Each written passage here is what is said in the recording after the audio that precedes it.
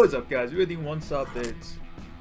Today we're going to be talking about the top 5 best Magic products to buy in our opinion. Some people might have a different list. This is our list. You want to get started with the honorable mentions? No. I'm going to give you number 5 first. Okay. I'm going to tell you Chaos Pack. One of the best things. If you're a modern player, it's fun. It's not really a good product if you just play standard. Because half the stuff you get is going to be only modern legal. But, I mean, if you play modern, there's just so much good stuff you can pull in that. And I've never seen one that I've been disappointed with. You know, you get a good average amount of various sets. It's not like they give you all the crap ones. No, you get like Gate Crash is kind of crappy. But you get... If they call Gate Crash crappy, then they're done. I think it's a great set. You get the Shocklands. I agree with that. That's one of my favorite sets to play.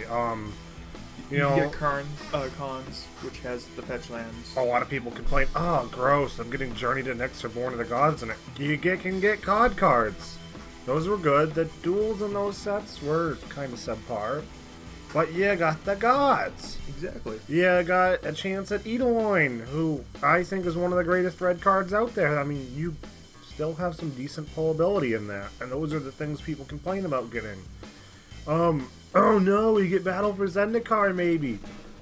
Yeah, you have a chance at an Expedition Land. Why are you complaining? You also get a chance at the Titans, which aren't bad. How the Titans were in... I think there was two in the first set and 2 in the second half. Or 1 in the second half. True. We could definitely get Yule Logins. Like, those are all good and crap. There's some good Planeswalkers in there too. True. Yeah. So I think they're not the greatest things ever, but they are really good in my opinion. And I agree 100% with that. Next on the list, I think, is the pre-cons for EDH or the old 5 intro decks. Because you got EDH, it's playable out of the box, it's fun, they're competitive against each other. You get 4 or 5 good options, you get kind of your money's back worth in cards. Oh, absolutely. The intro decks, they weren't the best things, but again, you had 5 options to fit a play style. There was one that was always for an aggro, one that was kind of control-y, one for combo. Yeah. And, there was fun, there was a lot of diversity. You got your 2-pack, so it was like you're paying $7 a deck. And all the decks are actually balanced together. Yeah. And now I think we should go into that honorable mention list. Okay. Promos. The Friday Night Magic promos you get for participating in a lot of stuff. Those are one of the best things you have in Magic. You get something for just trying, whether you have to win or not. Depends on what event you go to and stuff. But again, it's something free Wizards puts out. It's usually a card you want. Sometimes it's a junk thing, but it's free. How can you complain? It's a participation thing. It's one extra thing you get. It's awesome. And they're mostly free. And they're expensive afterwards. So if you're a reseller, those are a reason to go play Magic if you're a reseller. Collect them for a few years, all your promos, let them sit. And then all of a sudden, go trade them in for a lot of the modern cards you want. We've done it before many times. That's very true. Another honorable mention would be old gift boxes. You get the storage box that came with the promo, 4-packs, dividers, the land pack, stickers, and something else I can't really remember off the top of my head. It wasn't a great gift, but it wasn't terrible. That's why it's an honorable. Yeah. You got that giant storage box, which is, when you're like us, it's really usable. The divider's really usable. The stickers to help keep it organized. I use the crap out of that. And, you get 4-packs, and that's $16 in value, so it's like you're paying $4 for a dice and some storage. And the promo card was always worth like $1 or $2, but, you get a pretty... I don't even remember there being a promo in those, but... It was different artwork, too.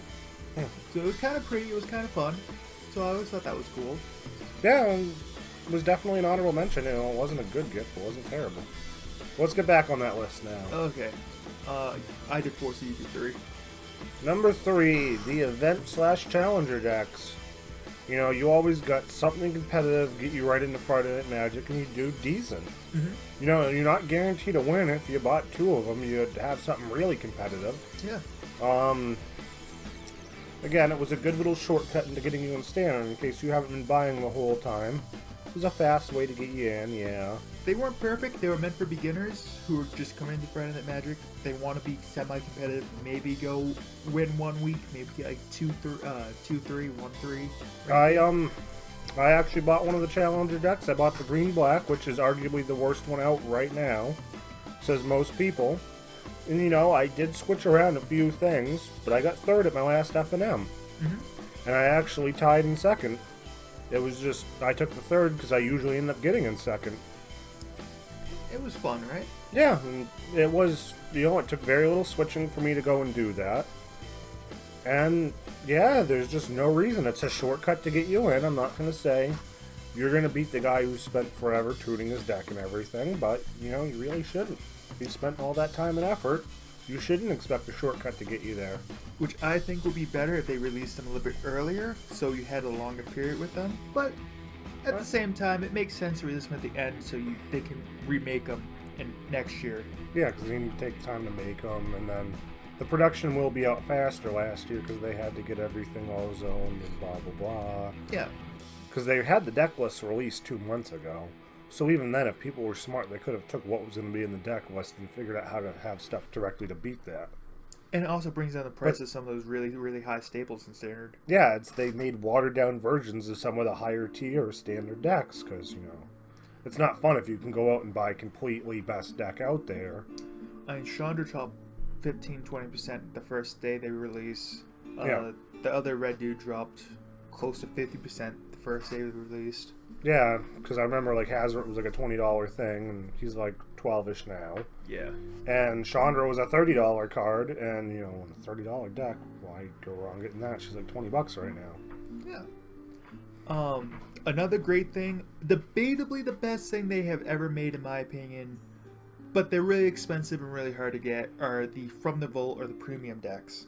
Because you got these really, really cool foiled alternative art printings of cards that they were always top tierish, always sought after, wanted cards, and they were just really pretty, really awesome grab, fun.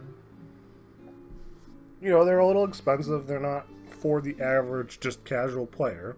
Yeah. They got to be for a kind of serious competitive player that wants to get into Magic. They want to play it, and they're going to keep going with it. Or collectors. So they're a great product for collectors and people like us. Yes. Yeah. Now let's go back to those honorable mentions, because nobody cares what number 1 is. Yeah.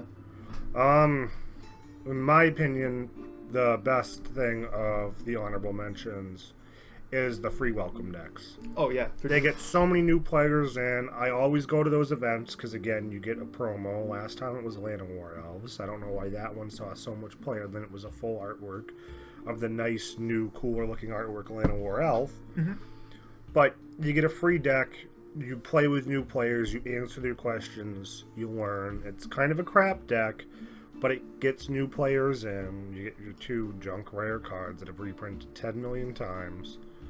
But it gets you into the game. Yep. And it's fun to do. And honestly, it puts everyone at equal terms, because they're very, very simple-minded strategies. There's nothing too crazy you can do.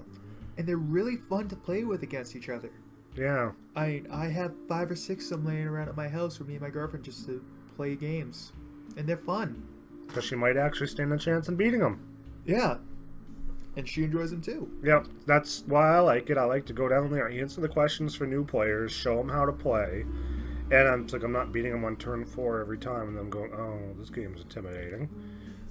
I can give some kind of interaction to them. I can show them how to play. You know, I can show them some synergies they might not think of, so then they'll be like, oh, this game's really fun, and these people aren't all complete jerks. Mm-hmm. Where, you know, on F&M, when there's a prize pool on the table, I'm probably a little bit less talkative, because I am, in the back of my mind, like, I gotta get myself this far in. So that's why I think they're the best honorable mention product, because they cost you nothing. You go to the event, you do the 5 games, you help get other people to play in your game and give back to your community. And it's also really healthy for the game itself, because, again, it's bringing more people in, and the game kind of needs that right now, especially after the last few sets that were kind of bad. And now one of the worst honorable mentions on this list, but is also the best honorable mention, is the Master sets. They used to be really good when it was once a year, once every other year, But now that it's every single year or twice a year, it's becoming offensive, you know. You got your iconic, now all of a sudden you got your now all of a sudden you got your Masters 25. It's like, whoa, this is too much coming at me. These packs are expensive. What's going on? Especially for a lot of people who go, oh, I only play standard. Like, what do I do with these cards? I'm like, then don't get it. It's for someone like me who plays this set. Yep. But even then, half the cards really don't equal the value of what you're paying for a $10 pack. That 25-cent mythic they had, the Tree of Redemption, or... Yeah, that was a joke. That was a slap in the face. That should not have been a mythic in that set. It should have been an uncommon or a common, to be honest with you. no, that's very 100% true. You know, and then everyone's sitting there like going crazy just trying to pull the Jace. And he dropped in value, and he's not that great in Modern. He dropped He's from okay like in what, Legacy. 120 to like $60 now? Something like that, yeah.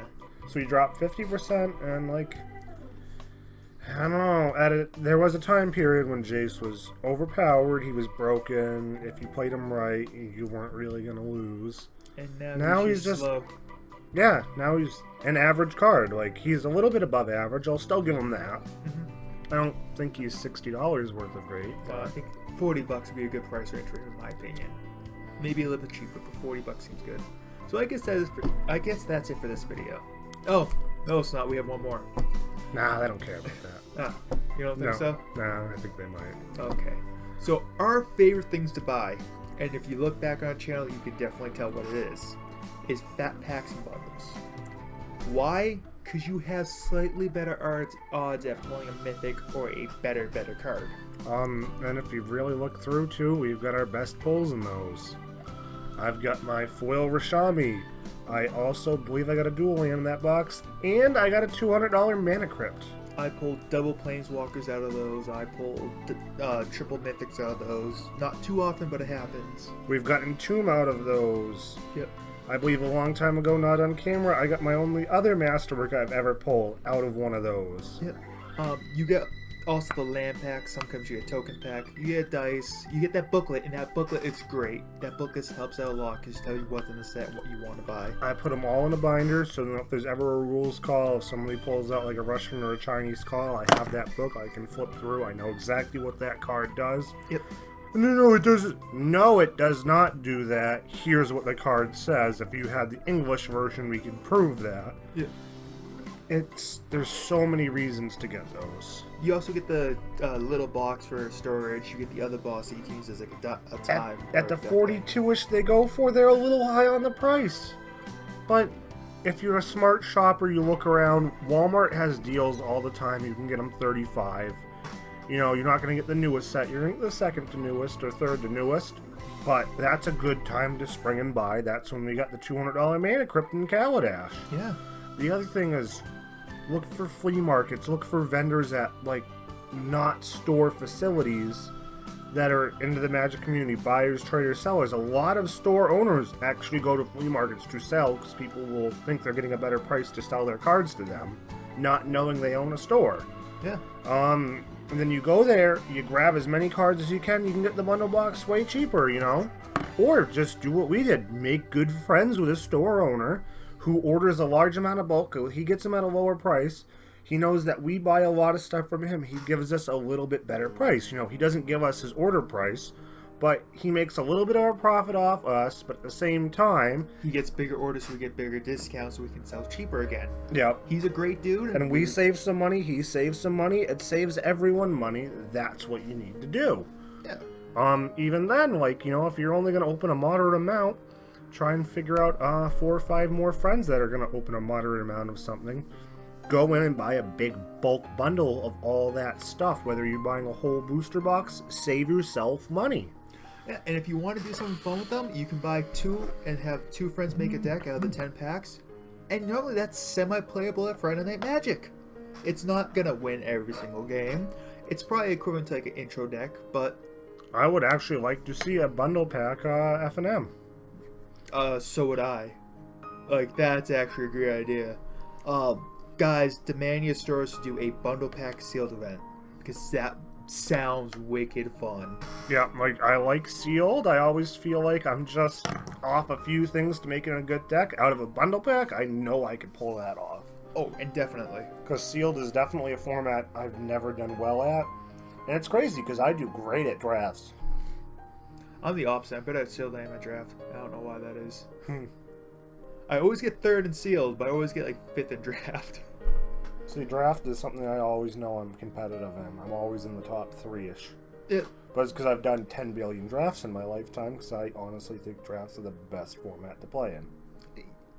They are. You get your money's worth out of it usually.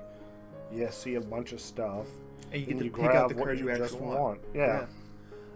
So I think that's it for this video. Do you agree? Yeah, I do. Next week or in a few days, we're going to be doing the top 5 worst products to buy. And hope you guys like that video. Hopefully you guys love this video. Thank you guys for watching. You guys have been great. Have a great one. Bye-bye. Bye.